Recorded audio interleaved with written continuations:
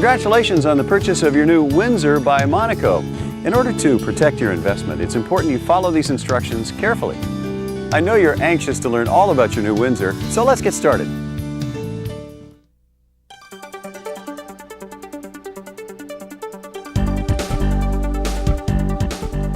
One thing to keep in mind, most systems within your coach will only operate with the battery cutoff switch turned on. If any feature like the lights or air conditioning fails to work properly, check the battery cutoff switch, make sure it's turned on. This switch is also very convenient for turning most of your house lights on or off with just one switch.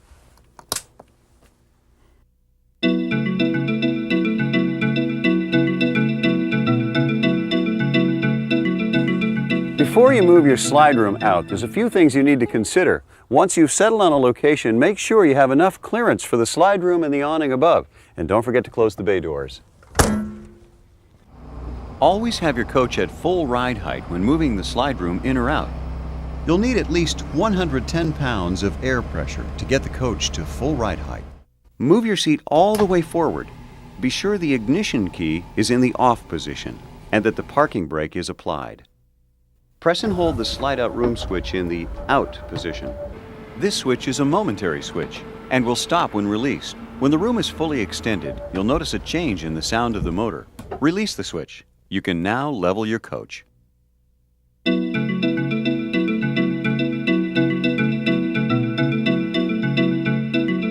level your coach, place the transmission in neutral. Apply the parking brake. Turn the engine off. Turn the ignition back on. Turn the power switch on the jack control panel to on. You can then push extend or retract as necessary to level your coach. Keep in mind you can get more travel room on the jacks by lowering the airbags all the way down before extending the jacks.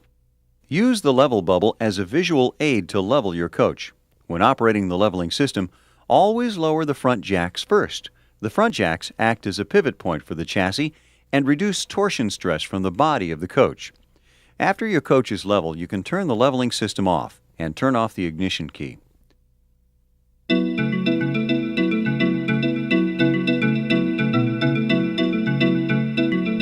When you're ready to travel again, you can start the engine so the air system can pressurize.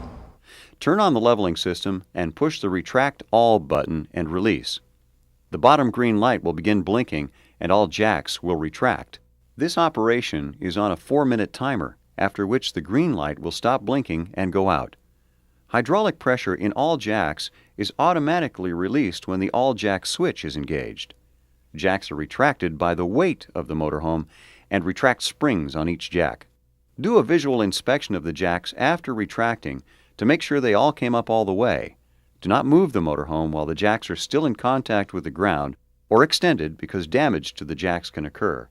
Do not raise any wheels off the ground, which could result in damage to the motorhome.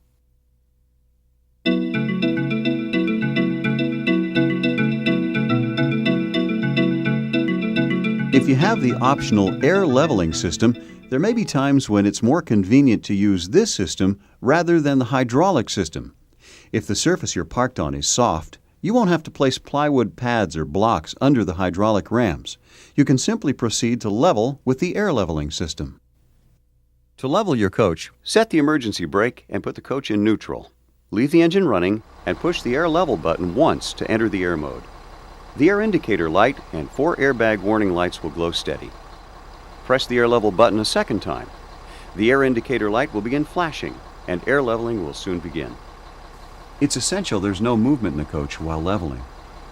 When all 4 yellow sensing lights are out, leveling is complete. The air indicator light will stop flashing and turn steady red. The processor is now in sleep mode for 30 minutes. The engine may now be turned off. Every 30 minutes, the processor checks the coach's level condition, makes any adjustments, and then goes back to sleep mode. This will continue until the system is turned off by pushing the off button, or the emergency brake is released.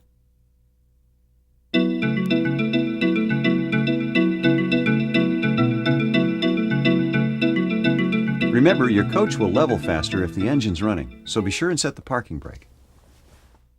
Push the air level button once. The air indicator light will glow steady. Individually push the raise and lower arrow Lights will indicate that air is being added or dumped from the suspension airbags as the coach is being leveled.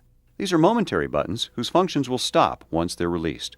The yellow level lights indicate if a side, end, or corner of the coach is low. To achieve leveling, simply lower the opposite side or end of the coach.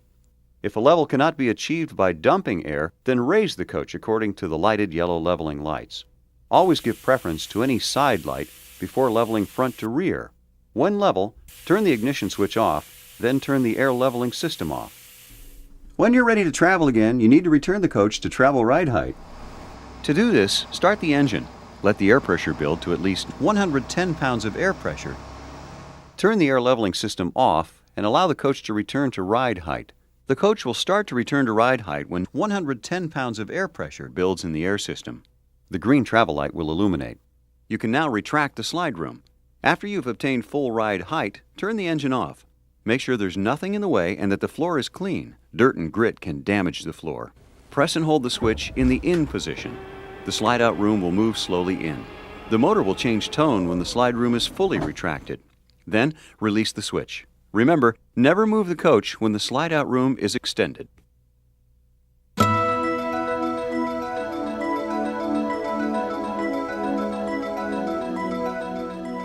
The batteries are a crucial part of your electrical system. The health of these batteries directly affects how well your coach performs. A well-cared-for battery system will give you far more trouble-free use of your coach. The deep cycle house batteries are designed to have the majority of their capacity discharged before being recharged. It's important that they be recharged as soon as possible after being discharged. Your inverter will automatically recharge your house batteries as well as your chassis batteries as soon as you're plugged into shore power or when you start the generator. If you have the optional solar panels, they'll help greatly in bringing your batteries back to a high state of charge. Solar panels should be cleaned once a month for best results. Check the fluid level in the batteries at least once a month, or more if the batteries are being used heavily. The electrolyte level should be approximately 3/8 of an inch below the well level to allow for expansion when the battery is being charged. If possible, it's important to have some source of power for the coach when it's being stored to keep the batteries charged. If you have a power source, leave the battery disconnect turned on and plug the coach in. This will keep the batteries charged. They should still be checked once a month.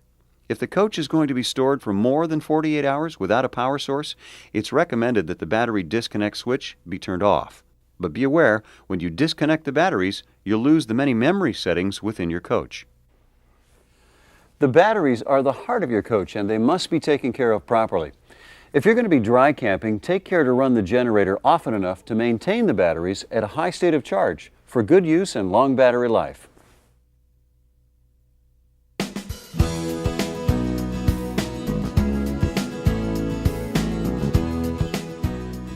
The inverter inverts 12-volt power to 120-volt power. This allows you to use appliances when you're either unhooked from shore power and or the generator is off. Here are some examples of how the inverter is used. The inverter is used to convert 12-volt power to 120-volt power. This allows you to operate appliances when the coach is either unhooked from shore power and or the generator is not operating, like when you're driving. Here are some examples of how the inverter is used. Let's say you're camped with shore power. The shore power will automatically charge your batteries and maintain them at full charge. Turn the inverter on, the inverter will go into the standby mode, which will automatically switch on the inverter in the event you lose shore power or generator power. When power is reconnected, the inverter shuts off. That way you never lose power. When you're dry camping, that is camping without shore power, you can turn the inverter off to conserve energy. If, however, you want to watch that big game and have some popcorn in the microwave, then the inverter needs to be on. However, you'll probably want to switch the refrigerator to propane to keep it cold. If you have an all-electric coach, your refrigerator will run off the inverters as well as shore or generator power. Remember, without shore power or generator power, the inverter can quickly drain your coach batteries. If you're going to store your coach for more than 2 days, such as a long-term storage, turn off the inverter and plug into shore power. Remember, a coach is not like a car. It has many memory functions that constantly drain battery power. If you leave your coach without power for more than 3 days, it may completely drain your batteries, even if nothing within the coach is being used. So it's here at the inverter control unit that you check and or change your inverter settings. Here are some basic things you need to know about this unit. On the inverter unit, you'll find an on-off switch with corresponding status lights, a status screen, forward and backward menu buttons, and a setting button. The screen will always show the last setting change that was made. There are 3 menu modes to be viewed on the screen. Although they are not labeled as such, we refer to the 3 menu modes as the display mode, the programming mode, and the meter mode. The display mode has various menus for reading your battery's state of charge and for making some settings. The programming mode is for changing settings for your battery charging and generator usage functions. The meter mode includes displays that can be useful for evaluating the electrical system. To switch between display and programming menu modes, hold the arrow buttons down for 5 seconds. To view the meter mode, press only the up button for 5 seconds. To advance through the menus in any given mode, press the forward or backward buttons. When the inverter screen is in the display mode, you'll find several menu screens. The screen displays are System Status, which will show you when the inverter is waiting for AC, the inverter is off. Inverting, the inverter is on, and the inverter is now inverting power from 12 volts to 120 volts. You'll want to use this mode when dry camping or when traveling and you want to use anything that requires 120 volt power. Make sure you switch the refrigerator to propane to keep it cold. Bulk charging, absorb charging, or float charging. This means you're receiving shore power or the generator is running. The inverter may be placed in standby mode on this setting by pushing the on-off button. The green inverter light will indicate standby mode by slowly pulsating.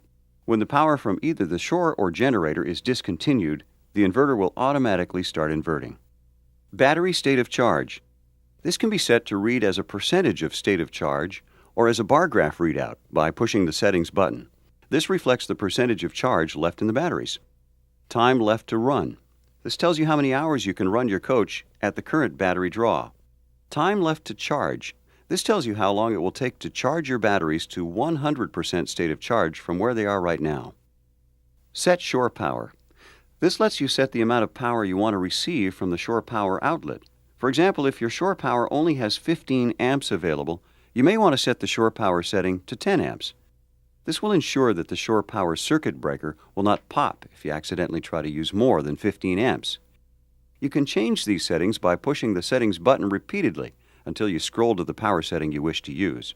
Remember, the setting you leave on the screen will be the active setting until you change it. Gen Start Stop. This screen allows you to start and stop the generator from the inverter control panel. The on-off button you would normally use to turn the inverter on or off is now used as the on-off button for manually starting the generator. When you toggle to the program mode, you'll find the following menu screens. Search Sense. In this screen, you can set the setting to defeat, which will allow the inverter to go directly to the invert mode as soon as you turn your inverter on, or you can use one of the different wattage settings listed for the inverter to start inverting. For example, if you set to 30 watts in the screen, the inverter will not start inverting until it senses a 30-watt draw. This feature may be useful if you don't want the Instant On feature for your television to run your batteries down. Many of your entertainment system components remain partially on to retain memory settings or Instant On features. By using the Search Sense settings, you can set the inverter to not power these until you actually turn on a component. Again, scroll through the settings until you find the one you want to use. Auto LBCO. This is the low battery cutoff. The settings are either on or off. In the on position, the inverter stops inverting when the batteries reach 10.6 volt state of charge. In the off position, the inverter stops inverting at 9.5 volt state of charge. The factory recommends leaving this in the on position. Bat capacity. This can be set to auto, which allows the inverter to learn what the battery capacity is through many cycles of discharging and charging. Or you can set the capacity for what you know it to be. In your coach, 450 amp hours is the normal battery bank capacity. The closest setting in the screen is 500 amp hours, so that's the one you'll want to use. Battery type. This screen lets you set the inverter for the type of batteries you have in your coach. Charge rate. This screen lets you set the rate at which your inverter will charge. The factory setting is 80%. Set shore power. This is the same as the one in the display mode. RC7 setup. This allows you to set the screen to stay on the last keyed setting or to power saver, my personal favorite because this one turns blinking lights out so you can get some sleep. The blinking lights will go out after a short period of time and stay out until you toggle a button, or you can set it to rolling display. LCD contrast allows you to set the brightness of the display screen. Fuel gauge cutout. This is the setting that indicates the point at which the battery is empty. The factory recommends 11.4 volts. Generator start. This can be set for manual start or auto start. Before you can use this feature, you must set the clock first. It's the last item in the menu. You can set the auto start feature to come on at various states of charge or voltage settings.